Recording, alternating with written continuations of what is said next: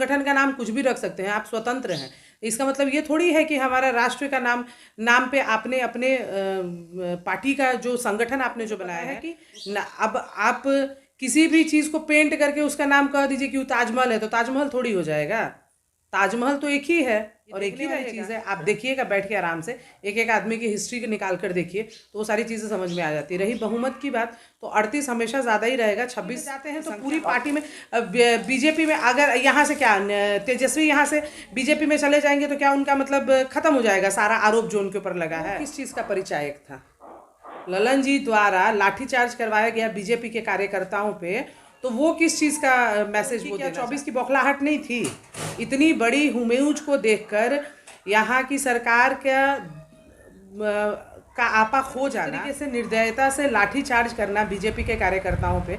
जो भी लोग वहाँ पे मौजूद थे वो आम आदमी नहीं थे, वो सभी लोग एक राजनीतिक दल नहीं रही है और चीज़ों का जवाब नहीं दे सकती है। तो जनता खुद ही जवाब देगी 2024 में कि क्या स्थिति रहेगी और इंडिया आएगा कि इंडिया ही इंडिया को जवाब देगा। हम एक सवाल कर लेता हूँ।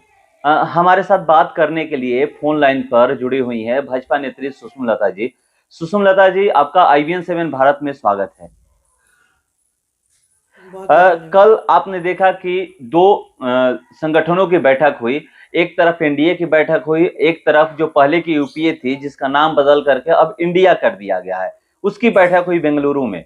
और अब ये कहा जा रहा है कि जोरदार मुकाबला होने वाली है 2024 में। आपको क्या लगता है कितना जोरदार मुकाबला होने वाला है?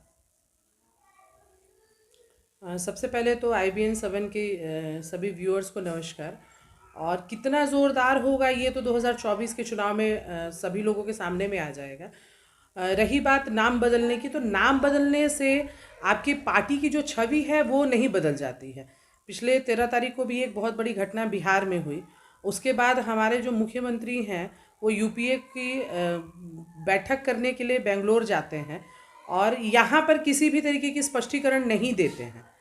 तो ये सारी चीज़ें, ऐसा नहीं है कि लोग नहीं देखते हैं, सभी लोग सोशल मीडिया से जुड़े हैं और आज के डेट में सभी के घरों में टीवी है, सभी लोग ये देख रहे हैं कि कहाँ क्या हो रहा है। तो इसका जवाब बहुत जल्दी ही मिलेगा 2024 में, जनता खुद इसका आप लोग कह रहे हैं कि 2024 में जनता जवाब देगी, मगर एक सवाल यहाँ पर है। आप लोग पहले प्रधानमंत्री नरेंद्र मोदी हर मंच से कह रहे थे कि वोट फॉर इंडिया। अब आप लोग कैसे वोट मांगिएगा वोट फॉर इंडिया कह करके? नहीं, इंडिया आपका एक निजी नाम है और वो इंडिया जिसकी चर्चा प्रधानमंत्री मोदी जी कर रहे थे वो इंडिया दूसरा आपका राष्ट्र है। आप किसी भी संगठन का नाम कुछ भी रख सकते हैं, आप स्वतंत्र हैं। इसका मतलब ये थोड़ी है कि हमारा राष्ट्र का नाम पे आपने अपने पार्टी का जो संगठन आपने जो बनाया है उसका नाम रख दिया तो चीज़ें उस तरफ डाइवर्ट हो जाएंगी। ऐसा नहीं होता है। सभी लोगों को पता है कि अब आप किसी भी चीज़ को पेंट करके उसका नाम कह दीजिए कि वो ताजमहल है, तो ताजमहल थोड़ी हो जाएगा। ताजमहल तो एक ही है और एक ही रहेगा। सोशल मीडिया का आपने जिक्र किया तो मेरा एक सवाल है। सोशल मीडिया से ही राष्ट्रीय जनता दल के पेज पर ये लिखा गया है कि अमृतकाल का अंक गणित, 38 वाला बिल्कुल अकेला और 26 वाले झुंड में है। प्रधानमंत्री को अकेला बता रहे हैं लोग और जो 26 वाले हैं वो कह रहे हैं कि हम लोग झुंड में हैं। देखिए, यहाँ तो पहले नंबर पे तो बहुमत की ही बात ले लीजिए। 38 ज़्यादा है या 26 ज़्यादा है ये तो सभी लोग जानेंगे।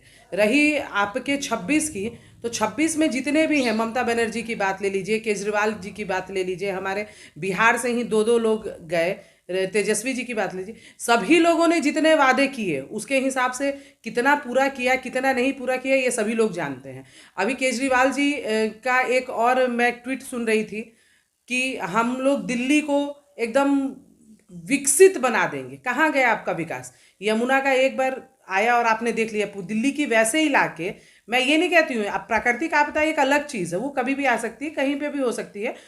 पर आपकी सरकार ने जिस हिसाब से काम किया, जिस हिसाब से आप बोल रहे हैं, वो कहाँ नजर आ रहा है? जितने भी लोग थे 26 के गुट में, जितने भी लोग बैठे थे वो सभी लोग कहीं ना कहीं करप्शन से जुड़े हुए हैं। ये देखने वाली चीज़ है। आप देखिएगा बैठ के आराम से, एक एक आदमी की हिस्ट्री निकाल कर देखिए तो वो सारी चीज़ें समझ में आ जाती है। रही बहुमत की बात, तो 38 हमेशा ज़्यादा ही रहेगा, 26 की संख्या आप हमेशा कम ही बहुमत की रहेगी। बात कर रही हैं और कह रहे हैं कि जितने भी लोग 26 लोग हैं करप्शन से जुड़े हुए हैं, वो लोग कह रहे हैं कि जो भी बीजेपी में जाता है उसका पाप धुल जाता है। मतलब तो आ जाए वो लोग भी बीजेपी में, ये मानते हैं ना वो लोग? कैसे आप इस बात को आप कैसे कह देते हैं? इस बात को आप कैसे कह देते हैं कि पाप धुल जाता है? मैंने क्या, बीजेपी क्या अमृत लेकर बैठी हुई है? आप गलत करेंगे तो आप बीजेपी में रहें या किसी और पार्टी में रहें, आप गलत करेंगे तो आप गलत ही रहेंगे। जी। ये कहने वाली, देखिए ये सब धकियालूसी बातें हैं। आपका अपना व्यक्तित्व होता है। आप किसी पार्टी में जाते हैं तो पूरी पार्टी में, बीजेपी में अगर यहाँ से क्या तेजस्वी यहाँ से बीजेपी में चले जाएंगे तो क्या उनका मतलब खत्म हो जाएगा सारा आरोप जो उनके ऊपर लगा है?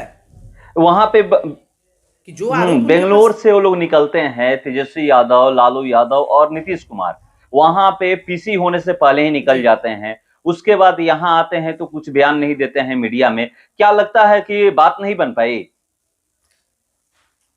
मैंने पहले भी बोली थी, इस पर बात नहीं हुई थी, लेकिन पहले भी महागठबंधन की बात हो रही थी तो मैंने पहले भी बोला था कि ये गठबंधन है ही नहीं, ये तो ठगबंधन वाली स्थिति है। जब आप गठबंधन बनाते हैं या किसी तरीके का कोई संगठन बनाते हैं तो आप किसी एक व्यक्ति को या पूरे समाज को लेकर चलते हैं। यहाँ सब लोग अपनी अपनी बातें कह रहे हैं, तो ये बात अगर बात बनी होती या बात बनने की बात होती, सब लोग चाह रहे हैं कि हम ही प्रधानमंत्री बन जाएंगे, कोई एक किसी व्यक्ति को मानना ही नहीं चाहता है, तो फिर पीसी में वो लोग बोलेंगे क्या?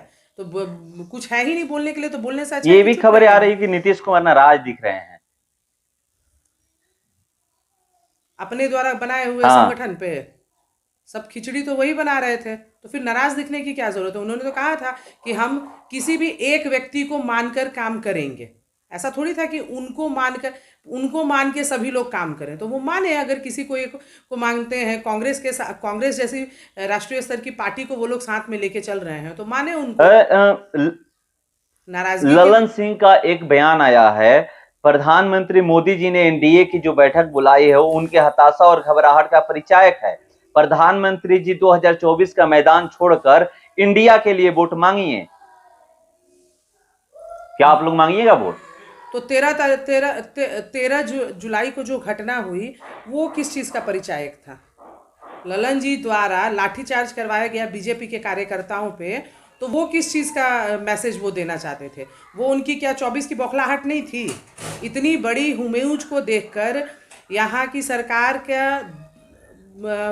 का आपा खो जाना और उन पर उस तरीके से निर्दयता से लाठीचार्ज करना बीजेपी के कार्यकर्ताओं पे।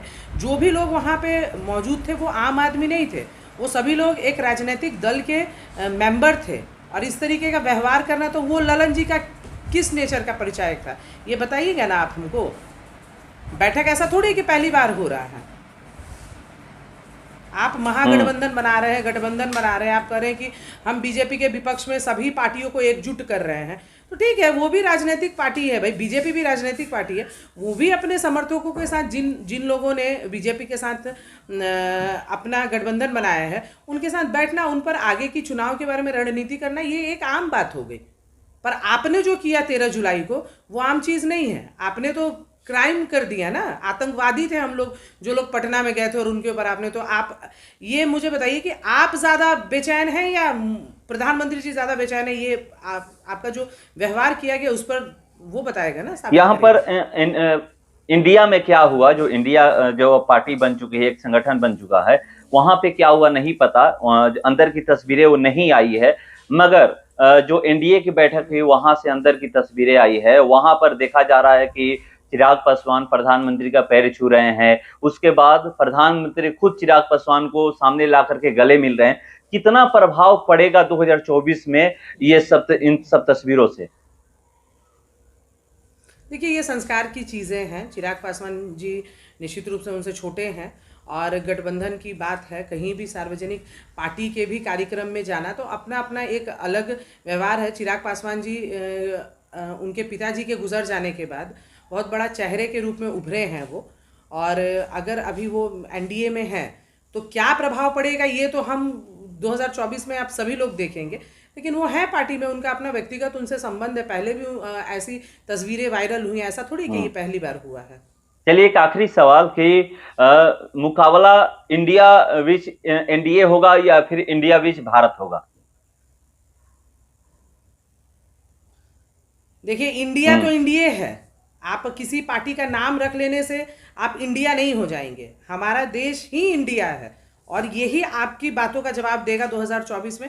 यहाँ की जनता इतनी मूर्ख नहीं है कि चीज़ों को समझ नहीं रही है और चीज़ों का जवाब नहीं दे सकती है। तो जनता खुद ही जवाब देगी 2024 में कि क्या स्थिति रहेगी, और इंडिया आएगा कि इंडिया ही इंडिया को जवाब देगा, ये खुद तो ही चलिए, समझ में हमसे आएगा। बात करने के लिए धन्यवाद।